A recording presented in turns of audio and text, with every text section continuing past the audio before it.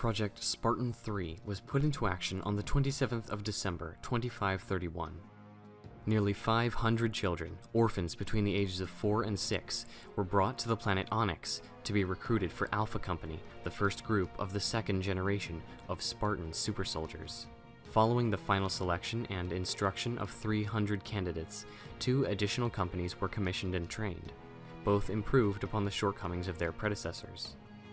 From these 3 companies, crucial victories for the UNSC were produced. Operation Prometheus saw almost the entirety of Alpha Company deployed to a Covenant shipyard on an asteroid dangerously close to UNSC space. The Spartans rendered it unusable. There were no survivors of the operation. Beta Company met a similar fate in 2545 when they deployed en masse to Pegasi Delta, a miniature planet where the Covenant had built a fuel refinery. They destroyed this factory complex and, in so doing, eliminated 7 Covenant cruisers that were in close proximity. This was Operation Torpedo, and out of 300 participating Spartans, there were 2 survivors. Gamma Company has a different legacy, one shrouded in more secrecy than the first 2, and one which could cause problems for the Office of Naval Intelligence. Behind this Pyrrhic generation of Spartans stood 2 individuals. One was Colonel James Ackerson, the other a man known as Lieutenant Ambrose. The subject for this video will be the lieutenant.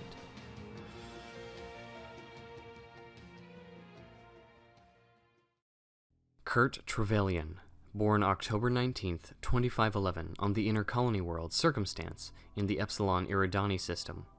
By 2517, Kurt had been marked by Dr. Catherine Halsey for Project Spartan-II. On September 23, 2517, 6-year-old Kurt was brought to the neighboring colony and military stronghold of Reach, having been abducted by the Office of Naval Intelligence and replaced on his homeworld by a flash clone. He would then be known as Kurt-051, and he would excel in his training as a Spartan II warrior. He was marked as a developing leader, and his tactical leadership skills during training exercises rivaled and even surpassed those of John 117. Kurt-051 would go on to graduate the Spartan II program, surviving the biochemical and biomechanical augmentations administered to all 75 trainees between March 9th and March 25th, 2525. 8 months later, he was outfitted with Mjolnir-powered armor, along with the other successfully augmented Spartans. On March 5th, 2526, he led the 4-man Spartan Green Team alongside Teams Blue and Gold in the infiltration and attempted capture of a Covenant vessel over the planet Netherop. Unfortunately, the ship, the Radiant Arrow, ended up becoming space dust thanks to its self-destruct capability. Shortly thereafter, all 3 teams were assigned to Operation Silent Storm, a mission to harass and disrupt Covenant fleets by way of boarding their starships and planting nuclear warheads inside, as well as severing their supply lines. Although Silent Storm's narrative did not focus on Kurt, he was nonetheless an important operative, and Green Team proved to be critical to the ultimate destruction of the Covenant's Ring of Mighty Abundance, a manufacturing powerhouse and supply depot that was stopped from constructing a megacarrier early in the war. In 2531, Kurt was assigned to Blue Team as their 5th member to replace Samuel 034. Together, they would be ordered to retrieve stolen warheads from a conspicuous insurrectionist camp. This mission marks the first time in canon, chronologically speaking, that Kurt displayed his distinct ability to read situations and discern more than his Spartan brothers and sisters. Blue Team walked into a trap and were captured by insurrectionists. Kurt's intuition kept him from walking into that same trap, and he was then able to rescue John, Fred, Kelly, and Linda.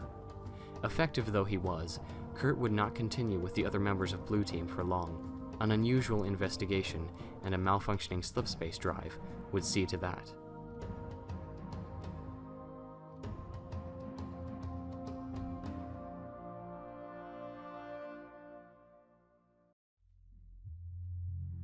On November 7th, 2531, Kelly, Fred, and Kurt were deployed in EVA gear to investigate a decommissioned UNSC shipyard known as Station Delphi. This was another mission where Kurt's instinct gave him what he referred to as just a feeling. Whatever it was, his teammates noticed it in his voice and body language. Kurt wondered to himself why they had been assigned to a basic reconnaissance mission. It seemed to him like overkill to send Spartans on such an errand. Once his team noticed an unusual emission of radiation, Kurt cautiously moved closer. This decision proved to be problematic. There was an apparent broken slipspace drive in the tangle of the derelict. He came within 30 meters of it, and it began to cause malfunctions in his suit until it shut his armor down and left him drifting. That was when his thruster pack exploded and sent him spiraling into space. He awoke on board the Point of No Return, the UNSC's largest Prowler-class starship. Waiting for him was Colonel James Ackerson with a new mission. After informing Kurt that his accident at Station Delphi was staged by Oni and that he was presumed dead by the rest of the UNSC, he then revealed to him the purpose behind this reassignment. Ackerson wanted Kurt to train the next generation of Spartans, his Spartans. This came as a shock to Kurt, who had assumed his old training instructor, Chief Petty Officer Franklin Mendez, and Dr. Catherine Halsey, the mind behind Project Spartan-II, were doing as they had said they would: recruit and train a Class II. Ackerson explained that this initiative was stopped in its tracks. It had too many hurdles to overcome, too many requirements for perfection, so Dr. Halsey suspended it indefinitely, and its funding was cut. Along with this new mission, the Spartan III program, Ackerson gave him CPO Mendez to be his assistant. He also gave him a new name to replace the one he had forgotten when he became Kurt-051. From then on, he would be known as Kurt Ambrose. Gamma Company was Kurt's third chance at preserving the lives of those under his command, his soldiers, his family. With the exception of Noble Team and a handful of others from Alpha and Beta companies, the Spartan IIIs fulfilled their purpose. They had been mass-produced and consumed by the war, and even if then Vice Admiral Margaret Perengoski was satisfied with the results, it was a fact that Kurt bitterly regretted. 330 was the number of soldiers in Gamma Company, 330 to undergo physical augmentation as part of Project Chrysanthemum. The initial success rate for its Spartan II counterpart, Project Aster, was a tragically low 44%. Now, with better technology and experience at Oni's disposal, companies Alpha, Beta, and Gamma all passed with an augmentation success rate of 100%. Project Chrysanthemum could perhaps be labeled as Spartan III's greatest refinement over its predecessor. When it came time for Gamma Company to receive their augmentations in early 2551, Lieutenant Ambrose quietly implemented an additional improvement, or at least what he believed was an improvement. Torn over the loss of 600 lives, his Spartans, he introduced 3 new chemicals into the Gamma's enhancement procedures. One of these chemicals, a brain mutagen, would give the Gammas reinforced aggression and endurance, allowing them to remain operational in extreme conditions. Essentially, they could carry on fighting after receiving injuries that would disable or kill any other person. This chemical was also outlawed because of its dangerous side effects. It would eventually impair the brain's higher reasoning centers, making the subject more animal and violent. For this reason, the other 2 chemicals were introduced. One, an antipsychotic, and the other, bipolar integration.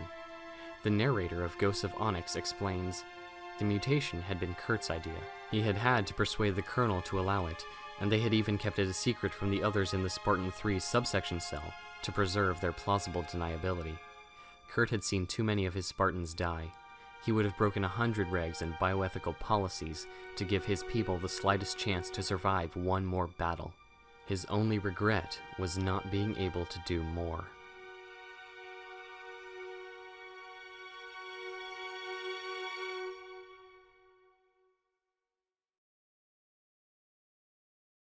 October 31st, 2552 saw the beginning of the end for the Spartan III program and Kurt's most important mission.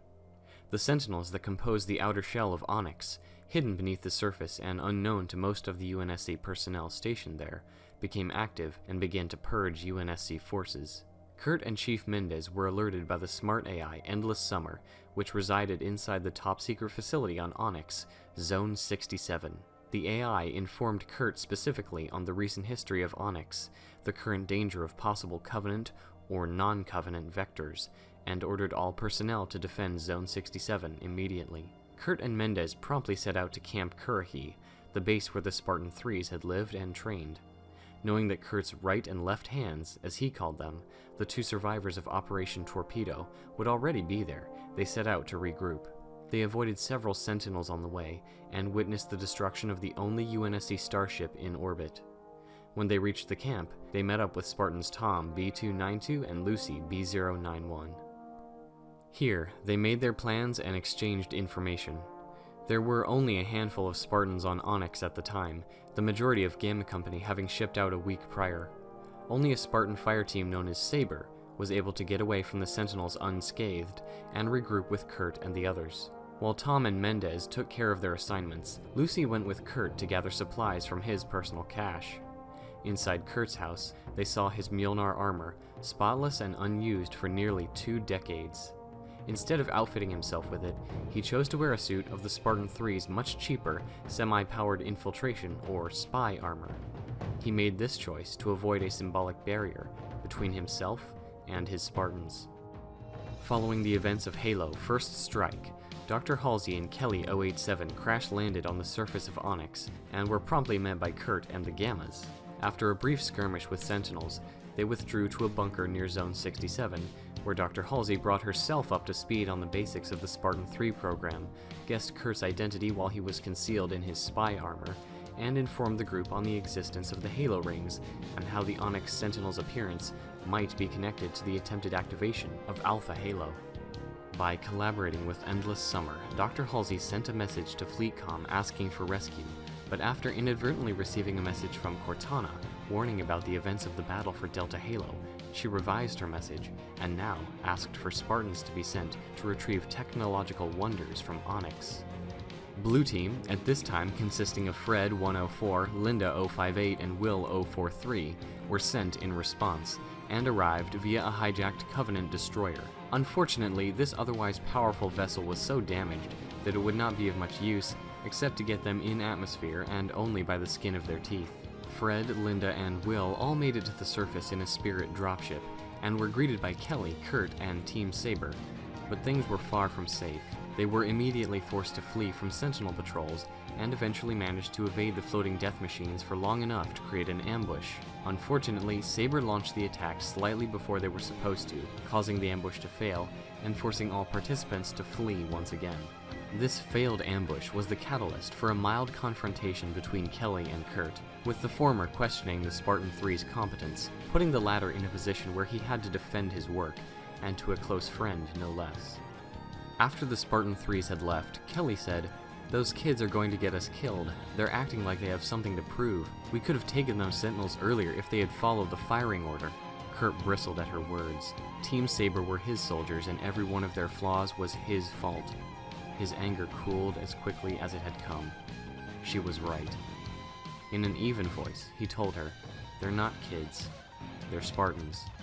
At the request of Mendez, Kurt briefly explained the Spartan III program to his old teammates, and humbled himself by asking for their help in directing and working alongside the youngest Spartans. Blue Team was willing. Dr. Halsey stepped in to prod Kurt for answers on a comment he had made about the enhanced aggression given to the Gammas, which Kurt refused to further discuss, and quickly shut her down in front of the others by invoking his authority over all Onyx personnel, and his rank of Lieutenant Commander. Here, he acquired the respect of his fellow Spartans, not merely as equals, but as a leader. The Onyx survivors now had a plan to defeat the Sentinels, which by this time worked in threes, 2 combined to make a single versatile ground patrol and 1 high overhead to observe and learn. Using Kelly as bait, they would lure the pair into a tunnel rigged with explosives and bury it beneath tons of rock, and then use spanker launchers and Linda's sniper skills to incapacitate the Overwatch Sentinel. This time, their plan was executed without error, and all 3 Sentinels were destroyed. Following their success, Kurt announced that they would be relocating to the heart of Zone 67, where he hoped to discover any of the Forerunner's technological treasures purported by Dr. Halsey. It was here that Halsey noted Kurt's superlative leadership. He spoke with confidence, but there was also warmth and pride in his voice. She'd never heard any Spartan so demonstrative. Certainly Kelly would crack the rare joke, but that was just a layer of emotional armor. Kurt was different. The Spartans, young and old, responded to him. There was the usual Spartan stoicism and no questions asked, but there were also nods, slight tilts of their heads, the involuntary indication of rapt attention. Kurt was their leader now. Using the Spirit dropship that Blue Team had arrived in, the survivors of Onyx flew into Zone 67. They discovered an excavation site, wherein were the ancient ruins of an alien civilization. It was a Forerunner city. They entered a large dome structure and sat down on a platform inside. In the depths, they found a cartographer, a kind of map room that the Forerunners placed on most of their superstructures. Via accessing the cartographer, Halsey revealed that the planet Onyx was, in fact, entirely artificial. It was a shield world. She was also able to find the location of a missing team of Spartan III's, Team Katana, and she discovered an arriving Covenant splinter group. They had followed Blue Team, and were eager to spill the blood of heretics. These Covenant tracked their dropship to the dome and began an all-out assault. The Spartans were forced to retreat, but not before Fred and Spartan Dante were both hit by enemy fire. Fred took a direct hit from a hunter, and as Dante went to help pull him out of danger, he was hit by plasma and needler fire. Dante, being a Gamma, appeared mostly unfazed and escaped with the others down into the depths of the Forerunner building. Under Kurt's order, he detonated the explosives that he had planted on the dome, killing the initial invaders. When they reached the room leading to the cartographer, Dante collapsed at Kurt's feet, dead from his injuries. Another loss to weigh on Lieutenant Ambrose. Dr. Halsey, meanwhile, had discovered Onyx's translocation system, essentially a teleporter. They would use it to escape the encroaching enemy forces, but not before Endless Summer contacted Kurt to inform him of two things: the existence of a Sentinel factory and a UNSC battle group waiting in orbit. The AI urged the Onyx survivors to do whatever they could to destroy the factory before the Sentinels could overwhelm both the Covenant fleet and the UNSC rescue ships. Kurt agreed to this mission, so the survivors teleported out of the cartographer and reconstituted inside the Sentinel manufacturing facility. The Spartans worked together to destroy it, then teleported again, this time to the room containing Team Katana. They found them inside invulnerable yet movable slipspace field pods. It was here that Dr. Halsey once again confronted Kurt about the Spartan III's. The group's final objective was a rapidly closing doorway into the core of the shield world, beyond which were the technological wonders that Halsey had promised them. Kurt asked the doctor for more tactical information on what lay beyond the doorway, but she denied having any specific information. None that she was willing to reveal to Kurt unless he gave her answers on the Gamma's augmentation and the fate of Alpha and Beta companies. Not wanting to try to coerce her, in case she outright refused, and in so doing put his Spartans at greater risk, Kurt caved. He divulged the illegal mutations and the Pyrrhic successes of Operations Prometheus and Torpedo. Halsey understood, and explained to him why she had really come to Onyx. She was looking for a chance to save her Spartans, and the new Spartan III's. Unlike Kurt, she didn't believe humanity would, or even could, win the war. She had some idea of the Forerunners' plan for the shield installations, for the Reclaimers. She wasn't able to tell Kurt about this, however, before Sangheli scouts arrived through the translocation pads. They had discovered how to use Onyx's teleportation system. They killed the scouts, and everyone, including the pods with Team Katana inside, teleported to the final room. There, they found a slowly sinking hollow hill with a crown at the top. Inside of this rise was the entrance to the core of the shield world, and all around the margins of the room were teleportation pads. The survivors took cover in the descending hill, and with almost half an hour until the doorway closed off completely, they prepared for the final battle. Waves of Covenant advanced on their position, first hordes of hysterical grunts, then Sangheli warriors equipped with jackal shields, backed by hunters. Their assault was calculated and merciless, and though the Spartans cut down as many as they could, a Gamma named Holly was vaporized by a hunter pair that made their way to the crest of the hill. As Kurt moved to fight back, one of them caught him in the chest with its shield, wounding him.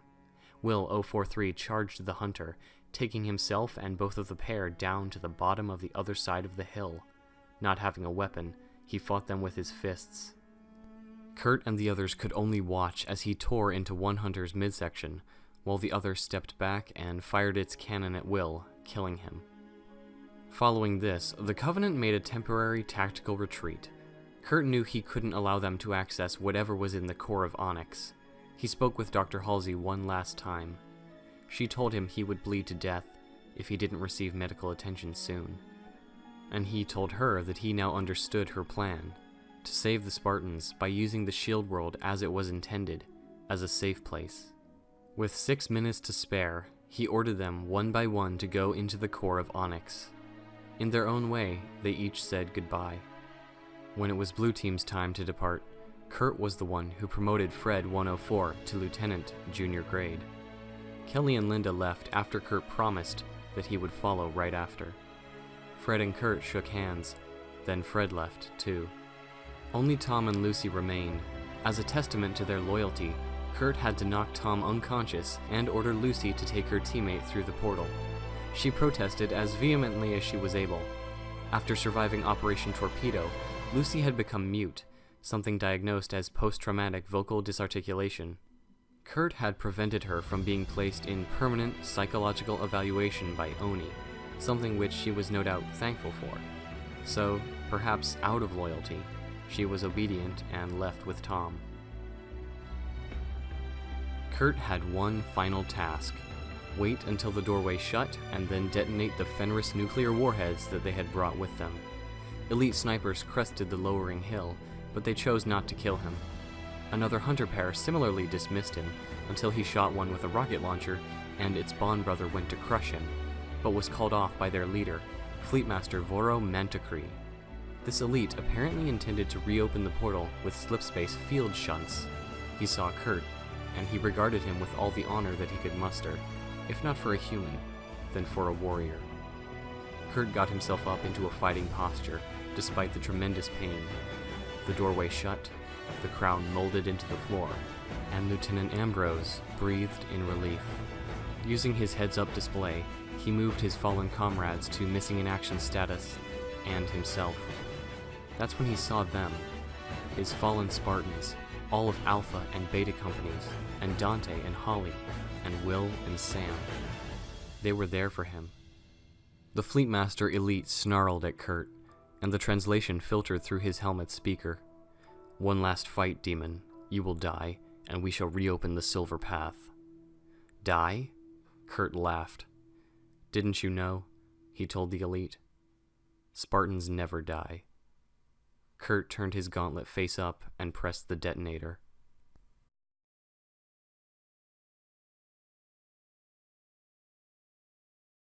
Kurt Ambrose stands as one of the most accomplished Spartan-IIs. After the shell of Sentinels that composed the outer surface of Onyx disintegrated, destroying the nearby Covenant fleet in the process, and the Covenant War came to an end, the survivors were found. When they went through the portal, they entered a massive Dyson sphere concealed in slipstream space. A Huragok from inside was able to transition the sphere back into normal space, where Admiral Margaret Perengoski was waiting for them. Kurt's Mjolnir armor transponder had survived, giving the UNSC a clue as to the survivors' whereabouts. Oni swiftly began establishing a presence inside the shield world, and in honor of the lieutenant, Chief Mendez proposed that this research facility be named Ambrose. Halsey, however, asked that they name it Trevelyan, after Kurt's real surname. And so it was. Kurt was surrounded by deception, sacrifice, and ethical compromises all of his life. When he became very acquainted with sacrifice, it isn't surprising that he reacted with deception and ethical compromise. In the case of the Gamma's brain mutation and their need for regular doses of counteragents, this was a questionable decision. It made Oni even more paranoid about potential public relations scandals should one of the Gammas ever publicly lose it. And yet, that doesn't describe who he was. Kurt was empathetic, much more than his fellow Spartans, and that meant he felt each loss more keenly, more bitterly. I believe he saw his mission, his purpose in life, as measured in lives saved, even if it cost his own. Kurt gave his life so those under his command could live to fight another day. He shared some of Halsey's matured perspectives by the closing days of the war, and the parallel between them is one of the deeper personal themes in Ghosts of Onyx. It's a tasteful depiction of the motives and actions of both characters. While we can't say that Kurt is the greatest Spartan II, his actions were pivotal in bringing victory to humanity. Without Kurt, there would be no Spartan IIIs to delay the Covenant war machine, no headhunters, no Noble Six.